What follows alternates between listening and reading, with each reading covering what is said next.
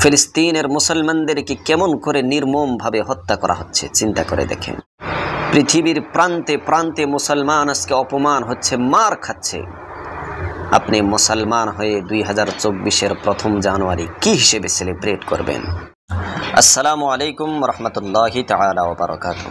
কেমন আছেন সবাই? আশা করি সবাই ভালো আছেন। আলহামদুলিল্লাহ, আমিও ভালো আছি। আজকে আপনাদের সামনে আসলাম একটি গুরুত্বপূর্ণ আলোচনা করার জন্যে। 2023 সাল আমাদের মাঝ থেকে বিদায় নিয়ে গেল। 2023 সাল আমাদের জীবনে আর কোনো দিন ঘুরে আসবে না। এই যে 2024 সাল শুরু হচ্ছে, 2024-এর প্রথম জানুয়ারি, এটা মুসলমানদের জন্যে, আমার জন্যে, আপনার জন্যে খুশির বিষয় না চিন্তার বিষয়? আসুন একটু আলোচনা করি। প্রিয় ভাই, সব মানুষ যেদিন থেকে জন্ম নেয় সেদিন থেকে কিন্তু মানুষের হায়াত কমে যাচ্ছে। মানুষের হায়াত কমে যাচ্ছে, কোনো দিন বাড়ে না। আপনার জীবনের হায়াত যদি 50 বছর হয়, আপনার 2023 সাল চলে গেল মানে আপনার একটা বছর আপনার জীবন থেকে আরও কমে গেল, 50-এর থেকে 49 হয়ে গেল। তাহলে কেমন করে খুশি জাহির করেন আপনি যে আপনার জীবনের হায়াত তো কমে গেল? 2 নম্বরে হচ্ছে 2023 সালে আমরা এমন কি করেছি যার জন্য আমরা 2024-এর প্রথম দিনটা সেলিব্রেট করব? এমন কি কাজ আমরা করেছি? যদি লক্ষ্য করে দেখি, 2023 সাল যেদিন থেকে শুরু হয়েছে সেই দিন থেকেই আজ পর্যন্ত 31 ডিসেম্বর পর্যন্ত আমরা আল্লাহ সুবহানাহু ওয়া তাআলার নাফরমানের বাহিরে আর কিচ্ছু করি নাই, আর কিচ্ছু করি নাই। এর জন্য আমি মনে করি মুসলমানদের জন্য 1 জানুয়ারি খুশির বিষয় নয়, চিন্তার বিষয়। পৃথিবীতে কি হচ্ছে চোখ খুলে দেখেন।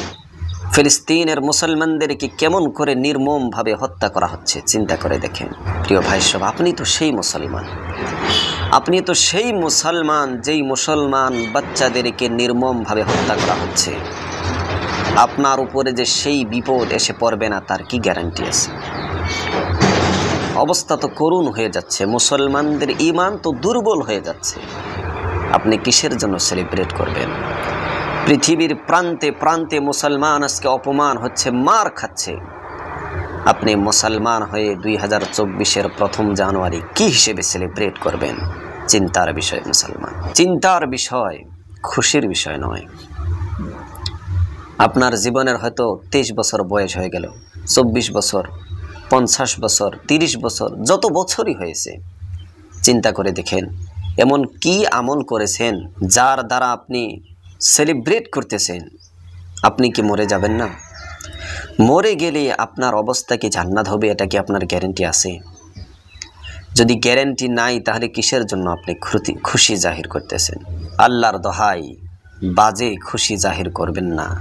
কিছু করার মতোই যদি থাকে, 1 জানুয়ারিতে মুসাল্লায় দাঁড়িয়ে নামাজকে আদায় করে আল্লাহর কাছে কাঁদবেন, আল্লাহ মুসলমানদেরকে তুমি সহায় করো মাওলা, আল্লাহ মুসলমানদেরকে সহায় করো মাওলা। যদি সেলিব্রেট করার মতোই কিছু থাকে, 1 জানুয়ারিতে মুসাল্লায় দাঁড়িয়ে নামাজকে আদায় করে আল্লাহর কাছে কেঁদে কেঁদে দোয়া করবেন, রব্বুল আলামিন অনেক নাফরমানি করেছি মাওলা, আর নাফরমানি করব না, যত নাফরমানি করেছি ওই সকল নাফরমানি তুমি মাফ করে দাও। চিন্তা করবেন 1 জানুয়ারি আপনার জন্য আমার জন্য খুশির বিষয় নয়, চিন্তার বিষয় মুসলমান, চিন্তার বিষয়।